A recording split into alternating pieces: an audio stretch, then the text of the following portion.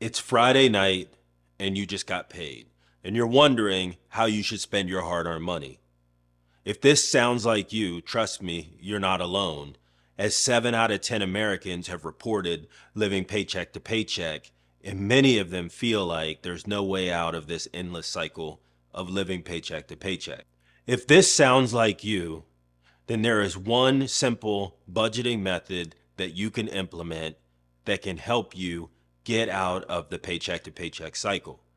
And that simple approach is utilizing the 75, 15, 10 budget approach. This budget approach is simple and it's absolutely easy to implement.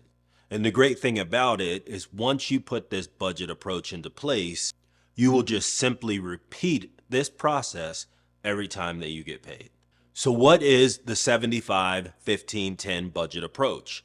Well, like I had previously mentioned, it is an extremely simple way to budget, and you will do this by putting your income into 3 buckets. Now, in the first bucket, what you're going to do is you're going to allocate 75% of your monthly income to your needs. So this is going to include your rent or mortgage, your utilities, car payment, insurance, groceries, cell phone, anything that you need that you utilize on a day-to-day basis will go into this bucket. Now, if you're new to putting a budget into place, you may be concerned about 75% of your income being able to actually pay for your needs. So right out of the gate, if you're not able to cover your monthly needs on 75% of your income, don't worry about that at this stage of setting up this 75, 15, 10 budget approach. So we'll come back to this later in the video, steps that you can take to ensure that your needs will fit within this first bucket of 75%. And we'll also go over a few steps of things that you could do to shrink that 75% so you can allocate any additional revenue to the remaining 2 buckets. So in the second bucket, we'll allocate 15% of your monthly income towards investments. And in this category of investments, it includes things such as 401k contributions. It would include IRA contributions. It would include any standalone stock brokerage accounts that you may invest in, any crypto that you may invest in, real estate, investing in a business, or simply investing in yourself, which you should invest in yourself by way of books, seminars, things of that nature to ensure that you're improving your overall skill set, which will allow you to eventually make better financial decisions with your money, but also allow you to earn more money as you continue to gain that knowledge from investing in yourself. And in the third bucket, you are going to allocate 10% of your monthly income towards savings.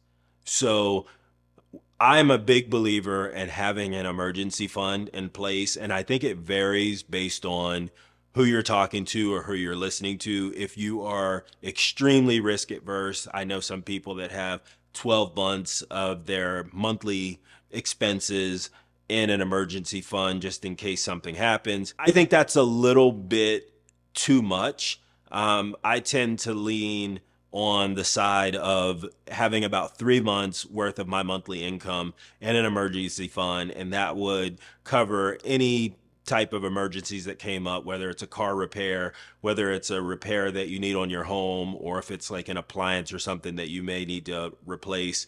That's what that money is for.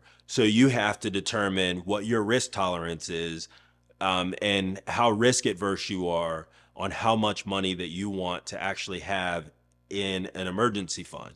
Now, anything above and beyond your emergency fund. So for example, if I have 3 months worth of monthly expenses in my savings account set aside as an emergency fund, any additional money that I put in there every single month, that is going to be money that I use to take vacations. If I want to take a road trip, if I want to buy clothes, if I want to go to a game, if I want to go out to dinner. So that money will be set aside for you to go out and enjoy yourself and do the things that you want to do that make us happy in life, but you're not going to have to worry about where that money is going to be coming from. Because if you're setting that aside every single month, 10% of your monthly income, and there's going to be some months where you don't actually utilize your entire 10% bucket. So over the course of a 12-month period, that's going to grow to a much larger number. And then whenever you want to take that vacation or buy those clothes or buy that new phone or take someone out to lunch or dinner, you already have that money set aside and you don't have to account for that, and it will not impact your everyday life. Okay, so if you've made it through the entire 75, 15, 10 budget approach, and you're sitting there and you're thinking, well, 75% of my monthly income is not enough to cover my needs. So how does this work for me? Well, what you'll want to start to do once you put this budget into place is you'll want to reduce the amount that you're putting in the bucket number 2, which is your investment bucket. And you'll also want to reduce the amount of money that you're putting in your savings bucket. And you'll want to move that over into your needs bucket. But that's only temporary. You're doing this so you can ensure that you can pay off any debt that you may have out there. You may have a car that you can no longer afford that does not fit in this 75% needs bucket, and you may want to sell that car and downgrade to a different car that fits your budget that allows you to live below your means. There could be a number of things that you would need to pay off in order to ensure that your needs can fit into that 75% bucket.